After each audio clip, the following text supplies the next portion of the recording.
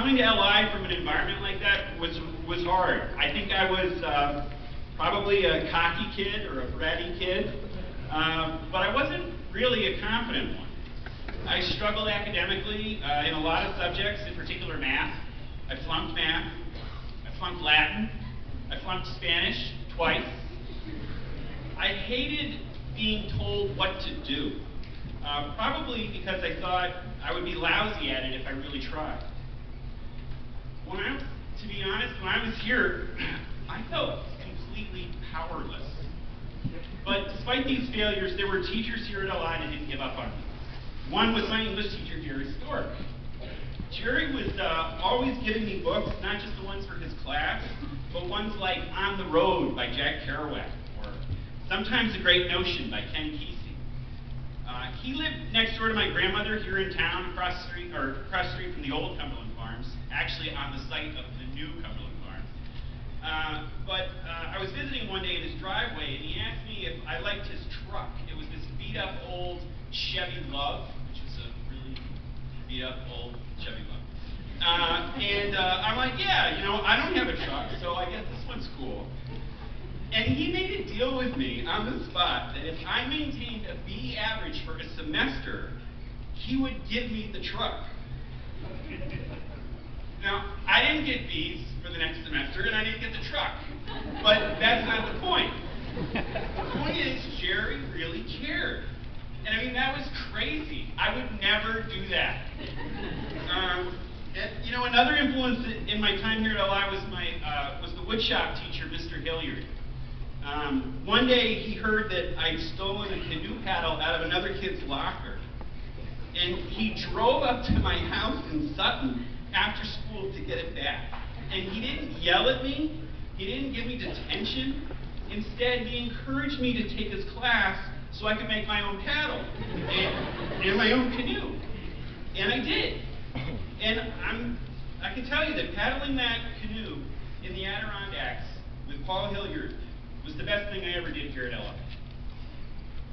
So I can't say that when I graduated LI I was a fully formed human being, ready to earn my place in the universe, but I did have some folks that inspired me and instilled in me more confidence than I had when I came here.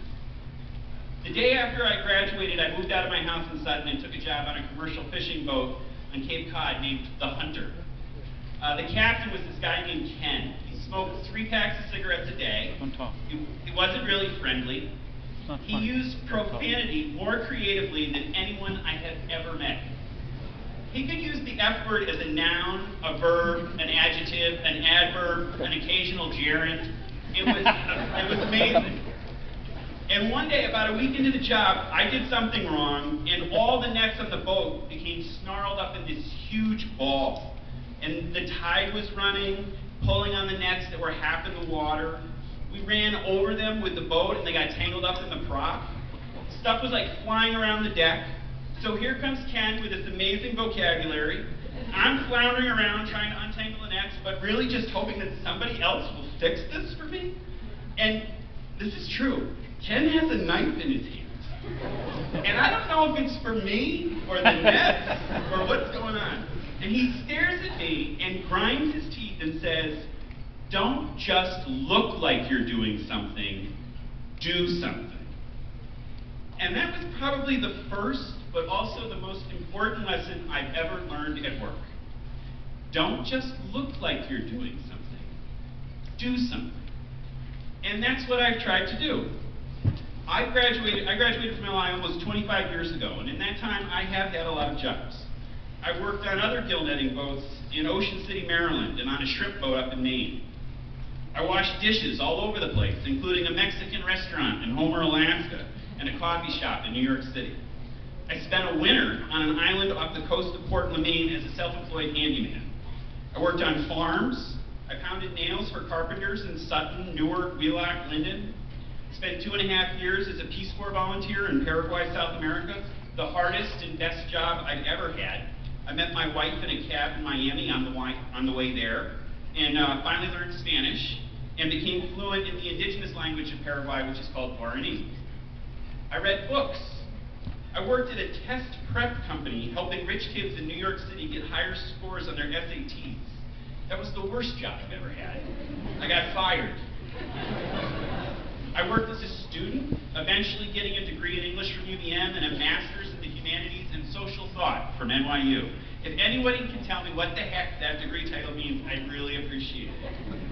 I spent 2 years as a recruiter in upstate New York trying to convince French-speaking college students to live in West Africa to work on reforestation projects. I worked as a high school English teacher for 6 years here at LI. I worked at the State Arts Council for 3, coordinating the Poetry Out Loud program for Vermont and trying to make changes to education policy. I've worked as a board member at the Vermont Humanities Council, the Vermont Community Development Association, and the Vermont State Employees Credit Union. Most importantly, I continue to work as a father and as a husband.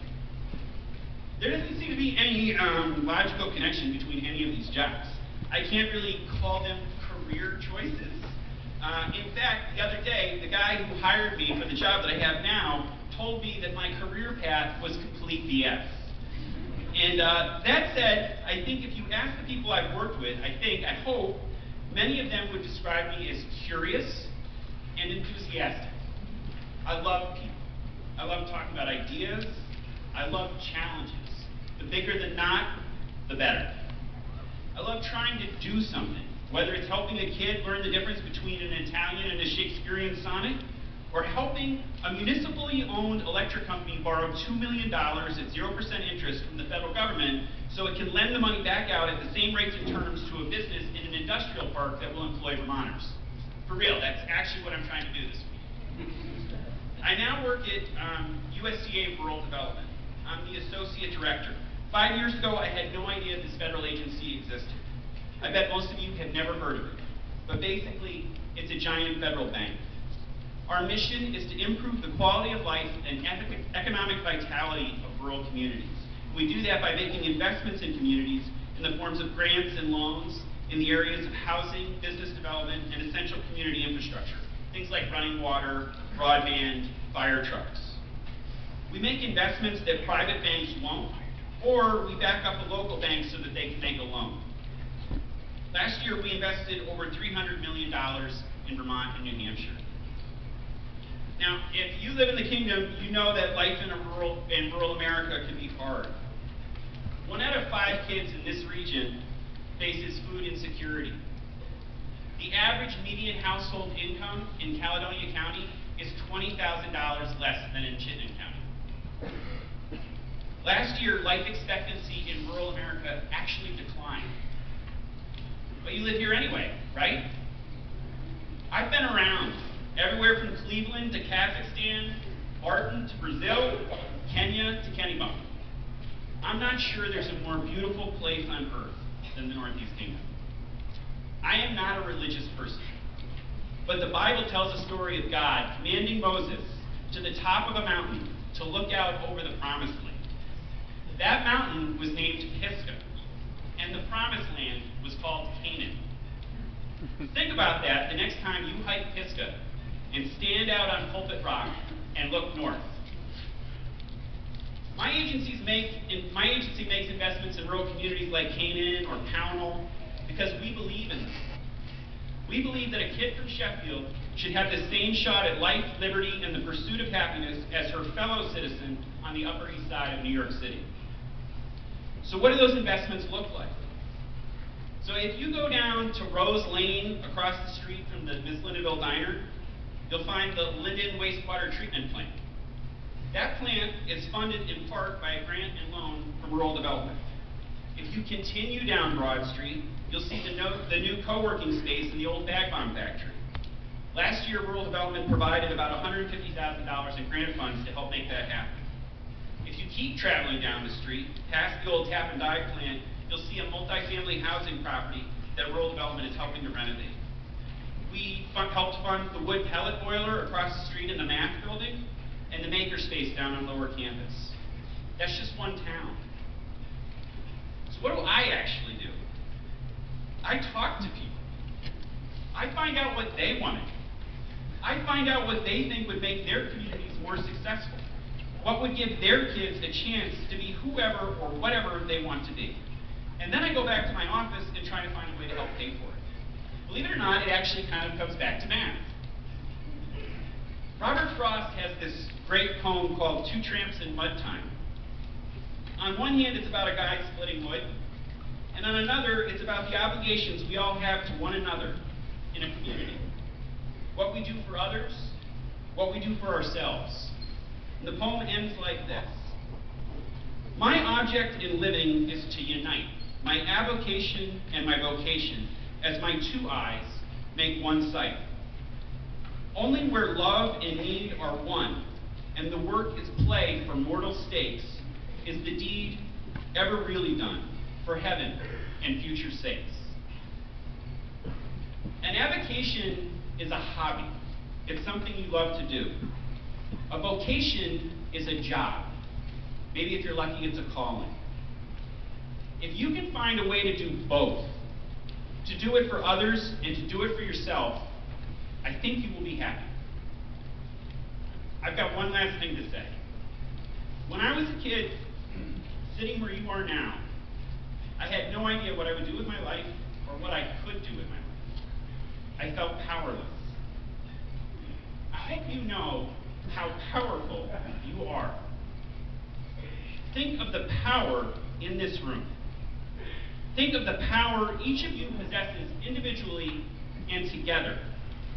Literally, the power to change your community, your state, your life, your world. Do something. Thank you.